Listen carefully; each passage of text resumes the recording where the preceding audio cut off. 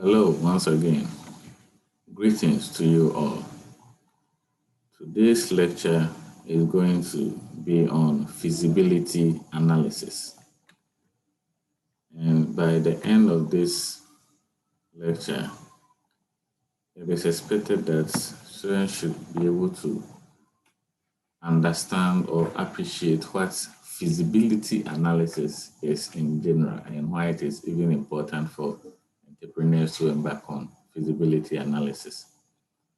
Again, we will be looking at four main typologies of feasibility analysis. In other words, there are some four components of feasibility analysis that entrepreneurs are expected to embark on before they even try to implement their creative ideas. And these feasibility analysis include product or service feasibility analysis, industry or market feasibility analysis, organizational feasibility analysis, and finally, financial feasibility analysis. So by the end of this lecture, it is expected that students should be able to understand these four typologies of feasibility analysis and why they are even important. All right. So feasibility analysis primarily has become important hurdle that all entrepreneurs are expected to jump. And this is simply because if you ignore the conduct of feasibility analysis, then it means that you are likely to encounter a lot of pitfalls. So many entrepreneurs are construed to have made mistakes of identifying a business or a creative idea and going further on to jumping directly to develop such a business model and perhaps getting profit out of it. But this sequence of going straight to implement a business idea, immediately it is conceptualized in our mind, is construed as a process that often omits or provides little time for the important set of testing feasibility of a business. In other words, if you ignore the feasibility component of the entrepreneurial process, there are higher chances that all the corrections that were expected to implement, which can push your product to a higher pedestal, will be ignored. And for that matter, you will encounter a lot of challenges which are all avoidable. So it is envisaged that in as much as we are poised to implement our creative ideas into a business venture, it is also important that we test the ideas first before we actually finalize the model.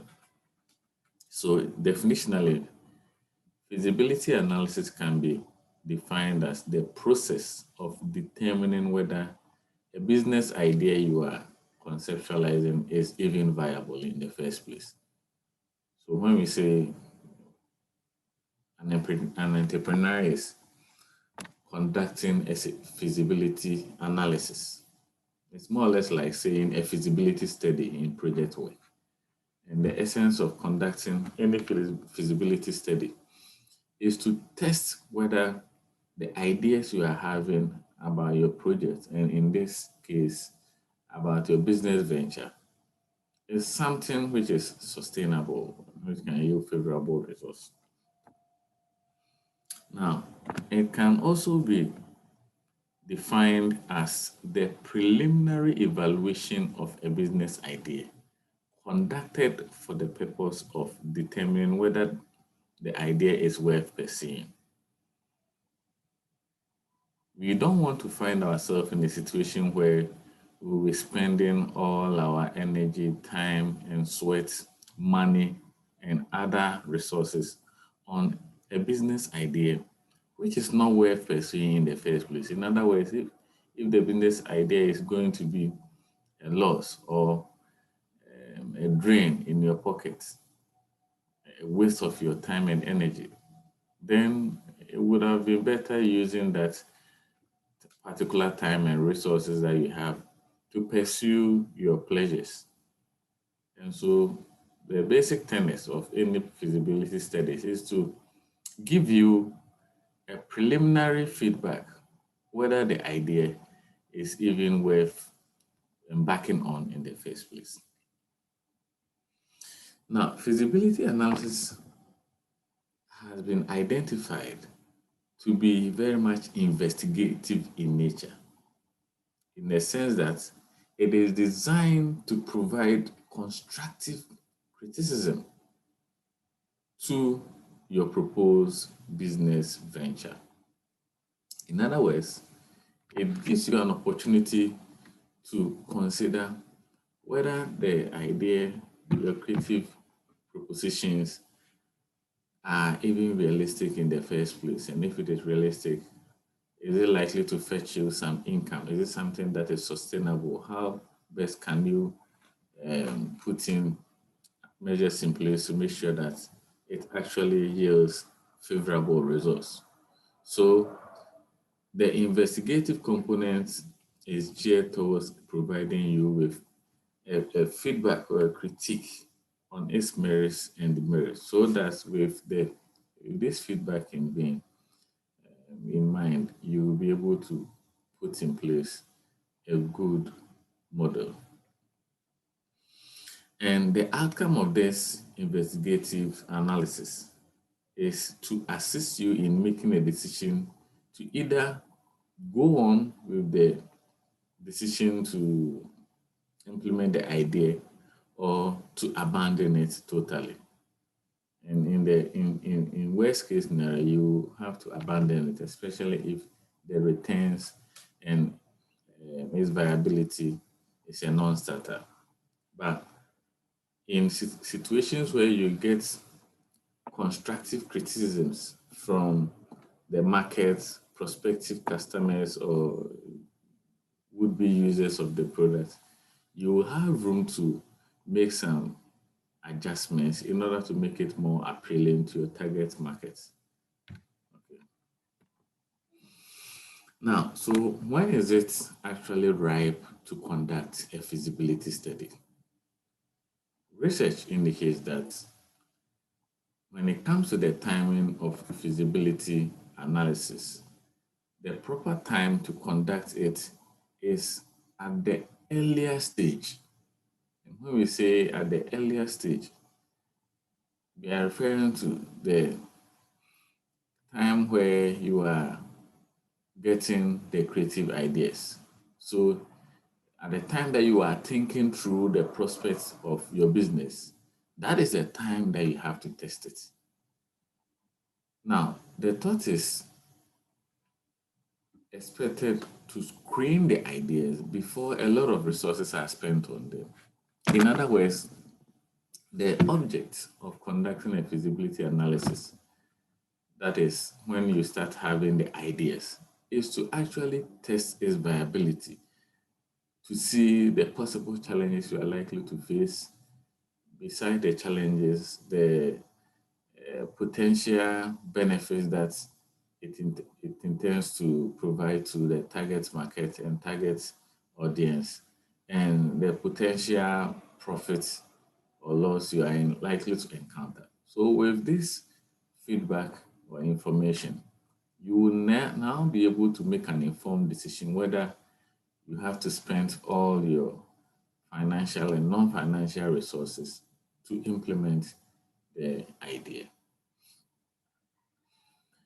Research also indicates that completing a feasibility analysis requires both primary and secondary research. In other words, the conduct of feasibility analysis is, in the strict sense of it, a research tool. And when we say it is a primary research, we are not saying anything different from what you learned in your research methods class.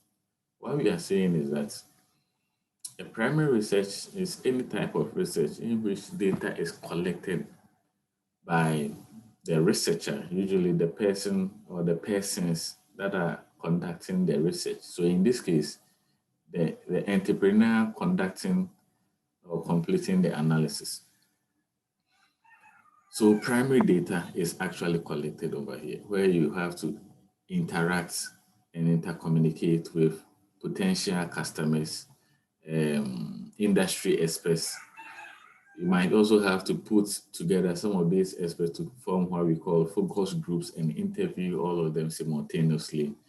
And you might also not have the luxury of time at your disposal. So you can use a questionnaire to administer a survey, all with the view of generating feedback and commentaries on the creative ideas that you are having as far as its viability and sustainability is concerned. Now, completing a feasibility analysis can also be construed as a secondary research in the sense that it can be an avenue of probing data that is already collected. So, in this sense, we are referring to the annual reports or archival information that have already been analyzed and stored. And this can be coming from industry studies, Census Bureau data, analyst forecasts, so the report by NBSSI, and so on and so forth, all can be a form of data that can be generated through what we call secondary research. And in both instances, through the primary and secondary research, the intention of the entrepreneur, as far as this feasibility analysis is concerned, is to test whether their creative ideas are viable. So what is the literature saying about it? What are would-be customers also saying or expecting about the product? And it is emphasized that if you're able to gather this information accurately and also objectively, then the feedback should be incorporated into remolding the creative idea to make it something which is actually substantial to the target markets. Now, it is imperative to add that while a feasibility analysis tests the merit of a specific idea, it allows room for the idea to be revised, altered, or changed as a result of the feedback that is obtained from the target audience and also the analysis that is conducted. So that is what I meant by saying with the intention of conducting both the primary and secondary research in terms of interacting with the customers or getting feedback from industry experts, as well as perusing annual reports from some industry studies, is to gather information which will inform whether there is a need for you to revise your initial proposition as far as a creative idea is concerned, so that this revision will be molded into a final business venture which is highly revered or esteemed by the target market. So the key objective behind feasibility analysis is to put an idea to test by eliciting feedback from potential customers or by talking to some key or industry experts or by studying the industry trends to see where it is progressing or by thinking through the financials and scrutinizing it in other ways to verify whether after all this scrutiny, your business idea will still be viable. And if it is not going to be viable, will it be apt for you to abandon it, or it will be apt for you to remold it into something which is much realistic? Now, so these types of activities does not only help determine whether an idea is feasible, but it also helps to what shape and mold the idea. So, in terms of the feasibility analysis and the transmission mechanism or processes through which entrepreneurs go through before they proceed with their business idea, this model can be used to summarize it. Now, generally speaking, when entrepreneurs propose a business venture based on the creative ideas that they are having, they spend a lot of time and resources, both financial and non financial, which are necessary to move the idea from the ideation stage to a business venture stage where they will implement. But the transitioning from an ideation stage to a stage where the business plan gets implemented is dependent or contingent of four main types of feasibility analysis.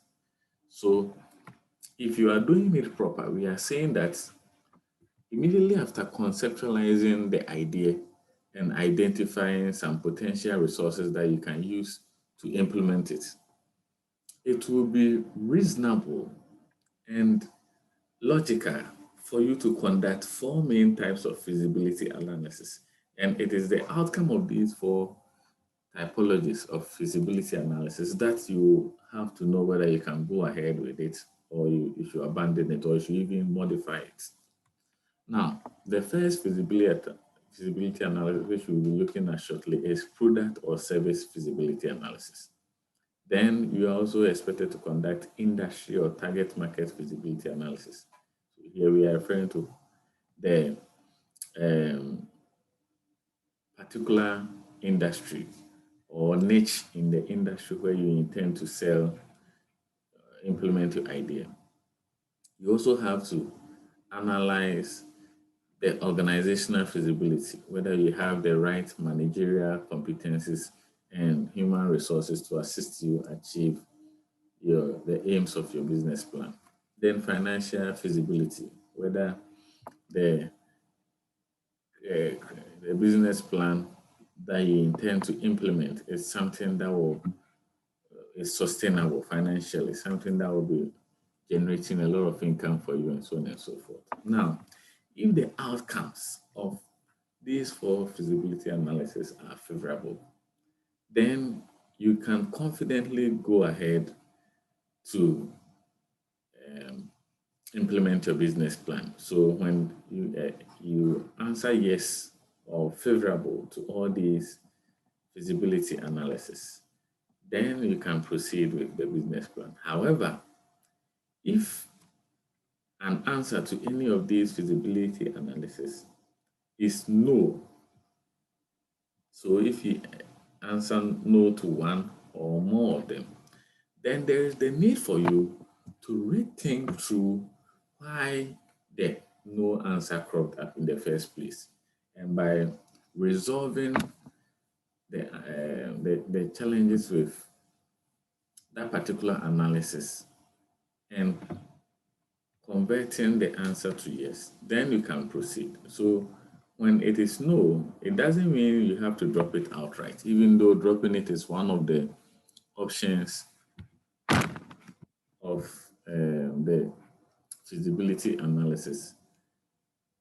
You have to probe it further and verify whether there is still room for you to mold it or realign the idea in order to make it more realistic. All right. So, like I mentioned earlier on, there are four main types of feasibility analysis, and these include product or service feasibility, the industry or target market feasibility, organizational feasibility, and financial feasibility. So we'll be taking them one by one. And when you are reading the slides later on, I'll expect you to zero in on these areas to reach further. Now, when we talk about product or service feasibility analysis, it simply has to do with an assessment of the overall appeal of the product or service which you propose to bring into the business market. So, if you look at the products or the end product of the creative idea that you are having, and you do a comprehensive assessment of this product, do you think it is something that will be accepted or welcomed by the market where you intend to sell it? So before a prospective firm rushes a new product or service into development, it has to be sure that the product or service is what prospective customers want. In other words, before you start implementing your creative idea to generate the products or the goods or services which you intend to churn into the market, you first of all have to find out if the target market actually needs the product. So that if they do not need it, then it wouldn't be reasonable for you to go ahead. But if they need it, how do they even want it to be put in terms of the goods or the service? What sort of qualities are they expecting? So this feasibility analysis will give you a lot of information for you to upgrade your product so that it will be distinct from the ones that are currently existing. In other, in that regard, then you'll be carving a niche for yourself. You'll be serving a target market, and you'll also be filling a vacuum in the market. Now, with respect to the product or service feasibility analysis, research indicates that it has two main components. And what are these components? The components are product or service desirability and product or service demand. So product or service desirability. How desirable is your goods and services to the target customers who intend to use it? And product or service demand. How is it demanded? To what extent do people actually need it? Is there a vacuum or a problem that your product is going to solve? So, can the products or service be produced and delivered at a profit in an ongoing manner?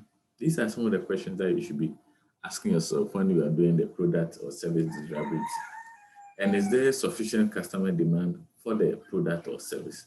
So that is the second part. Now, there are some questions that you can ask yourself as a creative person to determine the extent to which your product is desirable to the target market or customers. And some of these questions include, does your product make sense? Is it reasonable? Is it something that customers will actually be excited to have? Again, does your product take advantage of an environmental market trend or solve a problem, or does it take advantage of a gap in the market? And is your product also being churned out at a good time? Is it the right time that we need it? So, like, if you think about the current global pandemic we find ourselves in, every country is now hungry and very much poised to have the COVID-19 vaccine. So, if you have the know-how and technology to develop it, in terms of timing, then it will be a very good time to produce it. If you sit down until the virus starts subsiding and you now come into the market, the timing will be very, very bad. You might even end up coming out with vaccine which will be not efficacious in dealing with the new variant of the virus, and so on and so forth. Again, are there any fatal flaws in the product or service basic design or concepts? So all these questions will help you to verify whether your product is actually desirable to the target market, customers, or industry where you intend to turn it into. Okay, so all these basically throw more light on the product's desirability. Now, another important issue that I want to draw your attention to is that in order to make a good projection about the desirability of your product, you can also put it in what we call concept statements. So in research methods, this the concept test is what we call over there as concept notes. But for the purpose of entrepreneurship class, um, when you want to test the desirability of your product or service, we use a concept statement, which is basically a one-page description of a business that is distributed to people who are asked to provide feedback on the potential and viability of the business idea. So what we are saying is that you can quickly summarize your business idea on a one-page, if you like, sheet of paper and distribute this to potential customers or industry experts to give you feedback on it. This can also be done electronically where you circulating it on other social media platforms where people usually go there to gather information. Now, the feedback from this concept test will hopefully provide the entrepreneur a sense of viability of the product or service. And again, it can also be a room for suggestions on how the product can be remolded or redesigned or tweaked before proceeding further. So there are a lot of advantages when entrepreneurs conduct product or service desirability tests. In other words, when they administer a concept test, simply because it provides them the room to get feedback and make all the necessary corrections before a lot of money is pumped into the production and distribution of the products. And by so doing, they end up providing services which are actually esteemed by the target audience. So this is a typical example of a concept statement by a new venture which is into fitness drinks. So you realize that in their business concepts or their concept statement, they have given you a little background information on the product that they are bringing into the market. And they have also provided a little bit of information on the target market where they intend to sell it, which indicates that they've actually done some research.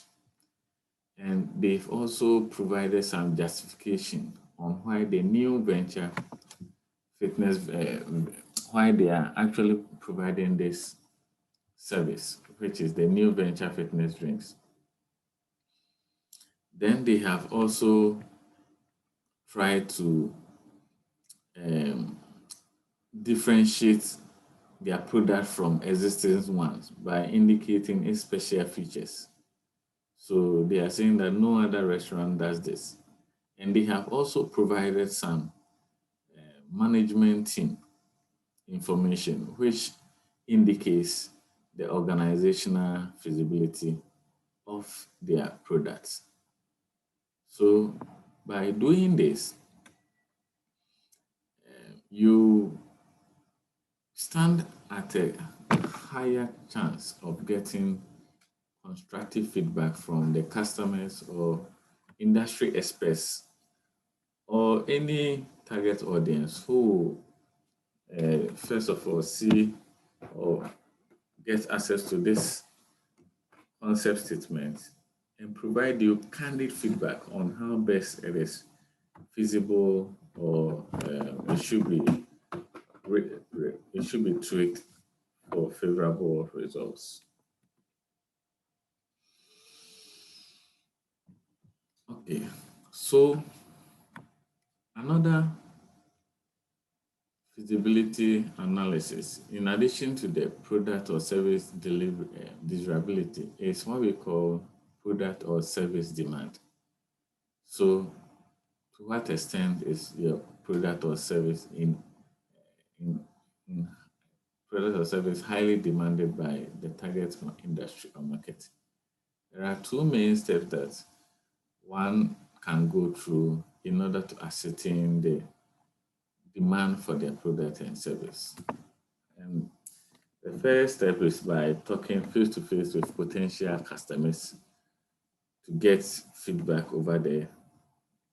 And the second one is by using online tools such as Google AdWords, or these days you can even be using creating ads on Facebook and so on and so forth. So when we say you are talking to potential customers face to face, it will help you to know whether your product or service is what the people actually want.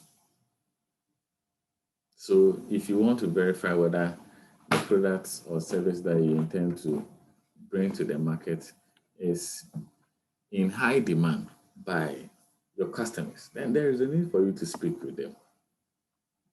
So after speaking with them, you will know whether what you intend to bring to them should be improved or it is okay to go. All right. Now, the idea is to gauge the customer reaction to the general concept of what you want to sell to them so that you can tweak or revise or improve it if need be. Now, in some cases, the potential customers may cause an entrepreneur to abandon their idea, especially if it is something that they do not find any importance to. In that regard, the entrepreneur is often surprised to find out that a product or an idea that they think will solve a problem will get lukewarm reception or reaction when they talk to actual customers. So, by conducting this product or feasibility study, you take a, a rational decision by not pumping a lot of money and resources into a venture, which will not get you favorable returns. It will be a waste of money. Now, in terms of utilizing online tools to assess the demand for your products and service, some entrepreneurs purchase what we call text advertisements on search engines that show up when the user is searching for a product that is close to the idea. So, for instance, if I am having an idea of coming out with a Sobolo product, and I purchase a text ad on Google. Anytime someone types something on Sobolo or anything related to Sobolo online, automatically my advert will be generated for the person to, in a kind of a questionnaire or an ad, attempt and give feedback on. So there may be a link on the landing page that says, for future updates, please enter your email address, demanding for ideas that can be accessed by how many people click on the next ad and enter their email address.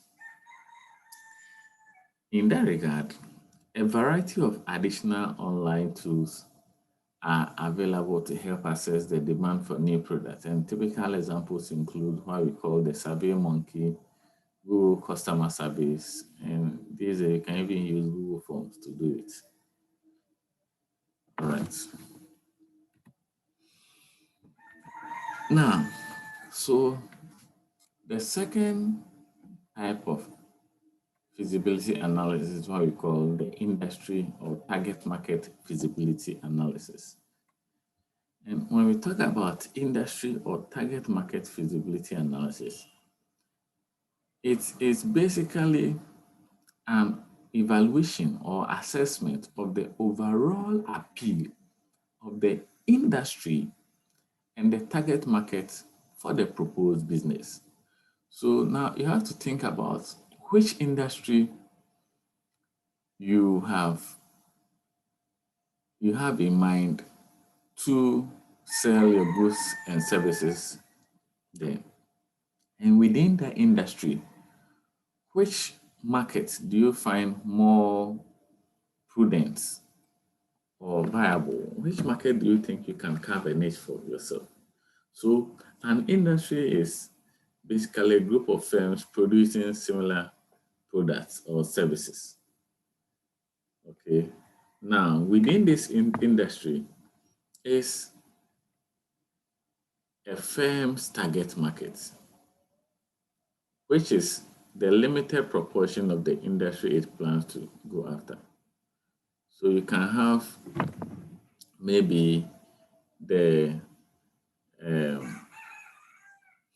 in terms of industries in Ghana, you can say you are targeting the manufacturing industry, and within the manufacturing industry, you are more interested in maybe the manufacture of plastics.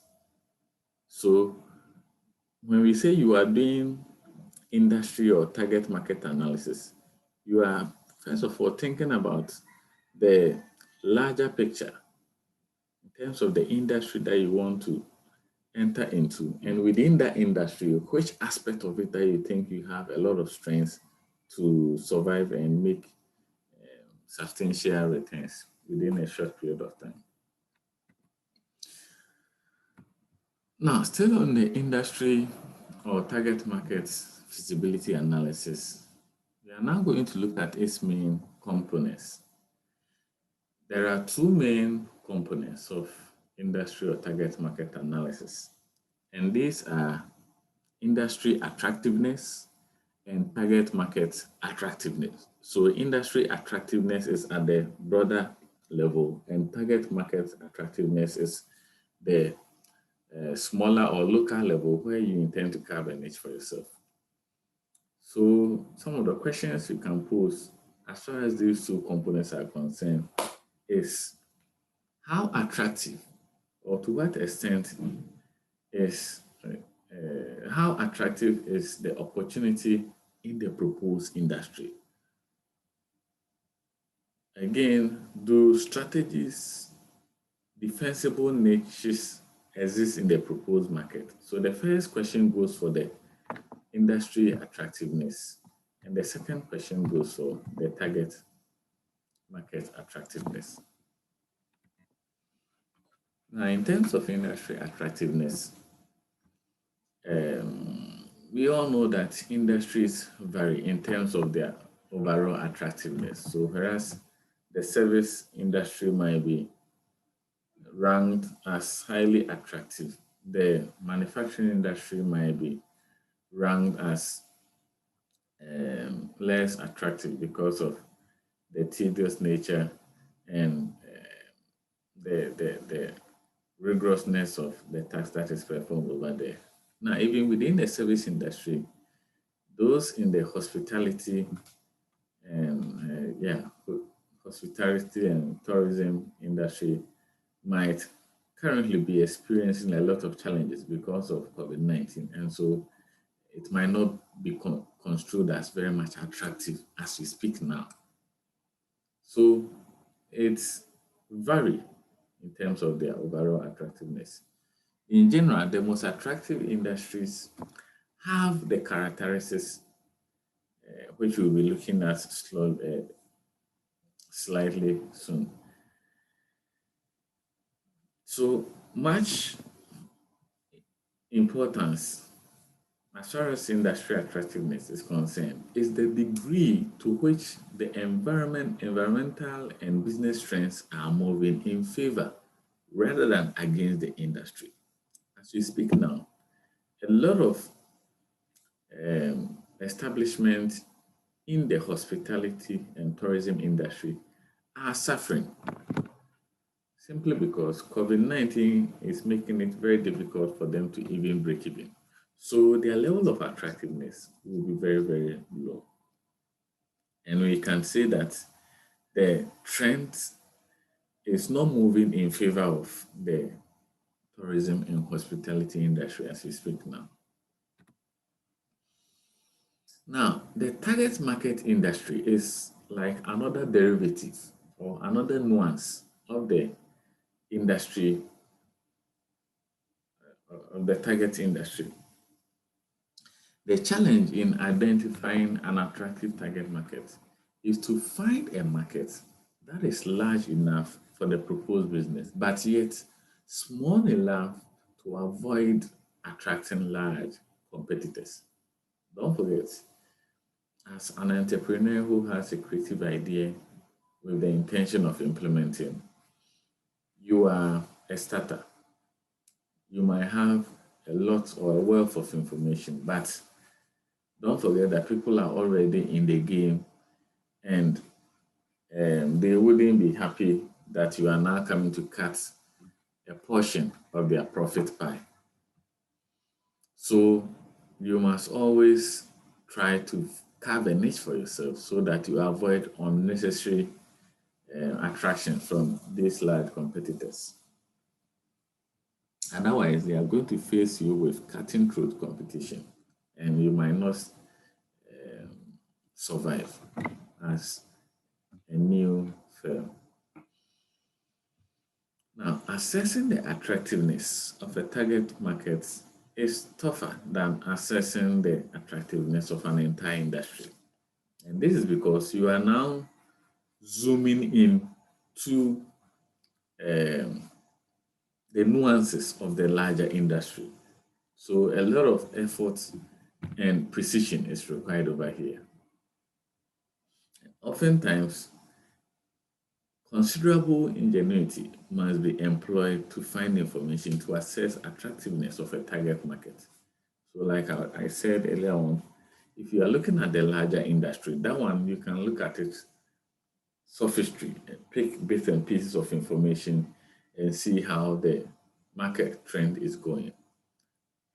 But if you go a deeper notch into it, as far as the market attractiveness is concerned, then you are not looking at it at the surface level. You are now going deeper, probing deeper. So it demands a lot of ingenuity and creativity to be able to actually decide whether the market is attractive. Now, the third type of analysis is what we call organizational feasibility analysis. And when we talk about organizational feasibility analysis, it is primarily conducted by entrepreneurs to determine the extent to which a proposed business has sufficient managerial expertise, organizational competencies, and resources to successfully launch a business. So over here, we are not focusing so much on the financial resources that one has at his disposal to implement the creative idea. But we are referring to the non-financials. What sort of management are you putting in place and what is the expertise level of these management people? What sort of employees are you staffing to ensure that they deliver to your satisfaction. What sort of personnel are you putting in place? All these fall within the purview of organizational feasibility analysis. Now, it also has two main components. We have the management prowess and resource sufficiency. With respect to the management prowess, a proposed business should candidly evaluate the prowess or ability of its management team to satisfy itself that the management has what is requisite or the requisite expertise to launch a venture. In other words, when we talk about the management prowess, we are referring to the degree to which you can confidently say that the people that you are putting in the managerial realm of your business have what it takes to deliver. They are knowledgeable about what you intend to do, and they can provide you the requisite guidance so that you get to the desired destination. Now, two main factors need to be conducted when you are evaluating the prowess of your management. One is that the passion that the sole entrepreneur or founding team has for the business idea. The people that you are putting together to assist you, are they much passionate about the business idea? If they are passionate about it, then it means they will go at great lengths to ensure that, irrespective of the hurdles that will crop up, the business will see the daylight, as opposed to people that are not passionate about it and very much apathetic. In that regard, they will even chicken out before the hurdles start cropping up. Now, the second factor is the extent to which the sole entrepreneur or founding team members understand the markets in which the firm will participate in. So here we are not considering people that are novice or amateurs in the community of practice, but we are talking about people in managerial positions or entrepreneurs who have actually done their homework and understand the terrain within which they are entering, so that they understand the dynamics, the possible challenges to face, and how some of these things can be handled as they think on their feet. Now, in terms of resource sufficiency, it basically pertains to an evaluation of whether the entrepreneur has sufficient resources to launch the proposed venture. And to test the resource sufficiency of a business idea, there are about 6 to 12, at least the entrepreneur should have about 6 to 12 of what we call most critical non-financial resources, which I will be projecting to you. So if at the end of the day, you have about 6 of these resources, then you can say you are sufficient enough to go ahead. This includes your ability to afford an office space or have a space where you can be working from. In some circumstances too, you might need a lab space or a manufacturing space where most of the manufacturing and production processes will be ensuing. Then you should also have your hands to availability of contract manufacturers or service providers that will be providing you some continuity in your production. Then key management employees for now and in the future. So before you start, you should be having people if not yourself, but someone who is very much knowledgeable about the market you are entering into, who can be guiding you and be providing you a lot of advice. Then key support personnel, and this will be the people that will be providing assistance or support services to you. And this indicates that you cannot be doing everything by yourself.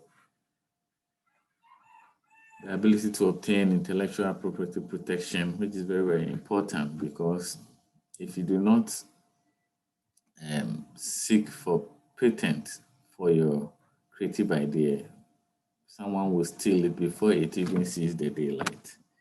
And your ability to form favorable business partnership. And here we are referring to the degree to which you can rely on your social network or social capital in terms of other business partners, so that you'll be sharing your experiences and exchanging ideas on how you can all forge ahead and be learning from each other. Now, the last feasibility analysis is what we call financial feasibility analysis. And it is basically the financial component of a comprehensive feasibility analysis. It basically provides a preliminary financial assessment sufficiency. So, mind you, we have conducted product or service feasibility, and we have verified the extent to which our product is desirable, and in the extent to which it is in demand by the target customers. We have also conducted industry and market analysis, and we are now very much familiar with the degree to which the industry is attractive and the extent to which the market which we intend to carve a niche for ourselves is also welcoming. We have also conducted organizational feasibility analysis, where we know the human resources that we can put in place to ensure that we achieve desired outcome. Now, an integral part of the of our business plan achieving an integral part of our business plan gaining favorable results when it is implemented is when we do financial feasibility, because it is going to give us the financial background of all that we intend to do, the financial profile. So financial feasibility also has two main components, and these are it has three main components. These are total startup cash needed, financial performance of similar businesses, and overall financial attractiveness of the proposed venture. So when we talk about total startup cash needed, how much do you actually need so that you can start up the business? So in the accountants would say your capital or equity. Then financial performance of similar business. This information, depending on the industry or market you are entering, getting this information might be quite difficult, but in some circumstances, if you are willing to pay for it, people will be also ready to release the information because they've worked so much to document them. And overall financial attractiveness of the proposed venture. So, how much, in terms of the financial feasibility, like I mentioned earlier on, it deals with how much startup capital you will require to start your business, how much revenue is expected based on anticipated pricing and volume of production, and what are the expected costs that you intend to incur in the course of producing and selling your goods and services. Usually, projected revenues or sales that you make less the projected costs of production equals potential profit. So here the accountants can bring the formula down. Revenue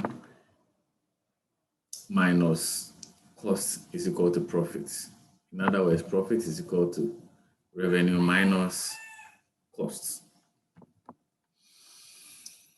Okay, now evaluate the return on capital invested to also make a go or no go decision.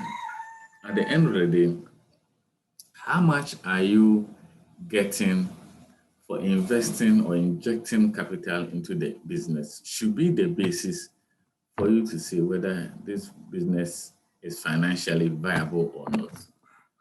In the sense that if the returns you are getting for investing capital or money into a business is negative or is a loss, then the business is not sustainable. At least if the return is more or less like a break even, then you can say you can manage for now or in the interim. And that is why we say in account that you own so action. Okay.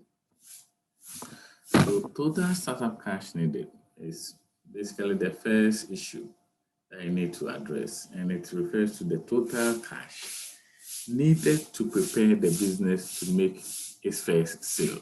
How much cash do you need to keep the business running so that at least you can make your first sale? The actual budget should be prepared in such a way that it lists all the anticipated capital purchases and operating expenses needed to generate the first cash in revenue. Now, the point of this exercise is to determine if the proposed venture is realistic given the total startup cash needed. Now, the financial performance of similar businesses, and this is what I was saying, that depending on the industry or market you find yourself in, it might be very difficult for you to gather this information. Just imagine the way our economy, a chunk part of it is non-formal. Getting these records will be very difficult. And when you even interact with other people in the informal sector of the economy, sometimes they will be giving you estimates which are not actually true. In other words, they might overestimate or underestimate just because they see you as a threat or a competitor. So you need to estimate the proposed startup financial performance by comparing it to similar or already established businesses. So if you want to enter into Sobolo production, because you think there's a market for it, and it is that market is very, very attractive, you need to be comparing your startup financial performance with a similar one. But how do you get this information? That is where the difficulty comes. So you have to use your own creative ways where at least you can interview around and pick some financial info from the market. Now, there are several ways of doing this, all of which involve a little ethical detective work. So you more or less like a detective now. The first is that there are many reports available. So if you are in a you intend to start up a business which is in the formal sector, then getting the reports might not be that Herculean. And some of these reports even come for free, and some might require a fee, offering detailed industry trend analysis and reports on thousands of individual firms. Now, the second way is by simple observational research. So you can go around the market, especially in the non-formal sector, and be watching what is happening over there and be doing the quantification yourself. So the owner of the new venture fitness drink, the concept notes I presented as an example, which is in the previous slides, could be could estimate their sales by tracking the number of people who patronize similar restaurants and estimating the average amount each customer spends. So here you'll be doing a lot of guesswork and observation, but at least it will give you something which is approximately closer to the reality in terms of the financial performance. Now, the last component of financial viability is the overall financial attractiveness of the proposed investments. Oftentimes, a number of other financial factors are associated with how promising the startup business is. And in the feasibility analysis stage, the extent to which a business opportunity is positive relative to each factor is based on an estimate rather than an actual performance. So, which means you are just projecting or doing more or less an estimation. And this estimation can deviate from the norm or can deviate from the actual performance when you actually start working. So in the next slide, we are going to look at some of these factors and how they pertain to overall attractiveness of the financial feasibility of a business idea. Some of these factors include the extent to which the venture will grow steadily or experience steady and rapid growth in their sales during the first 5 to 7 years in a clearly defined market niche. The second factor is also the extent to which the business will experience high percentage of recurring revenue. Who wouldn't like their revenue to be recurring in higher percentages? And this indicates that once a firm wins a client, the client will provide recurring sources of revenue. You anticipate to be adding more clients as the year goes up. The extent to which the firm has the ability to forecast income and expenses with reasonable degree of certainty. So if the firm makes their projections, they should be able to always arrive at some income or revenue that they will be generating from their potential loyal customers and some expenses that they will also be incurring as a result of the suppliers they deal with and the other people in the supply chain line, and so on and so forth. So these are some of the factors that I also like you to reflect on. Okay, thank you very much. And I look forward to seeing you next week. Bye bye.